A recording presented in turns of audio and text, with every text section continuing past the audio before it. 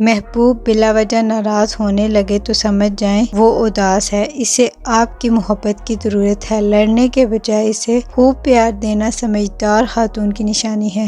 غم چھوٹے آدمی کو توڑ دیتا ہے اور بڑے آدمی کو اور بڑا کر دیتا ہے۔ خوبصورت لہجے میں بات کریں ورنہ خاموش رہ کر اپنی خوبصورتی کو برقرار رکھیں۔ جو عورت ناخن چباتی ہے تو سمجھ جائیں ایسی عورت فرما بردار ہوتی ہے۔ جو عورت ہر وقت سجی رہتی ہے ایسی عورت گھر کے کاموں سے دور رہتی ہے اور ساتھ میں فضول خرچ بھی ہوتی ہے۔ جو عورت بیٹھ کر جھاڑو دے تو سمجھ جائیں ایسی عورت تکلیفوں سے بچی رہتی ہے اور مشکل حالات میں صبر کرنے والی ہوتی ہے۔ اے اللہ، جو چیز میرے مقدر میں نہیں اس میں مجھے مبتلا نہ کر، اور جو چیز میرے مقدر میں ہے اسے میرے لیے بہتر اور آسان فرما۔ خوش رہنے کا سب سے اچھا اصول یہ ہے کہ جہاں لگے کہ آپ کی جگہ نہیں ہے وہاں خاموشی سے خود کو الگ کر لو۔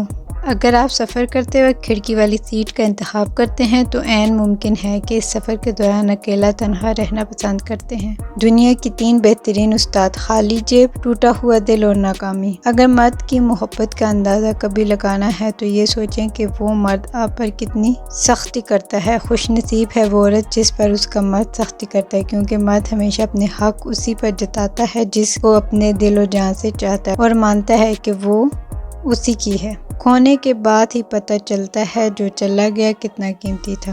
مرد کی محبت کا یقین تب ہی کرنا جب وہ تم سے نکاح کرنے پر راضی ہو جائے، تمہارے گھر فوراً رشتہ بھیجے۔ میاں بیوی کا رشتہ 3 باتوں کی وجہ سے مضبوط ہوتا ہے۔ پہلی بات اعتبار، دوسری بات محبت، تیسری بات سب سے اہم بات احساس۔ اگر ان تینوں میں سے ایک بات بھی آپ کے رشتے میں نہیں تو یقین مانیے آپ کا رشتہ بالکل کھوکھلا ہے۔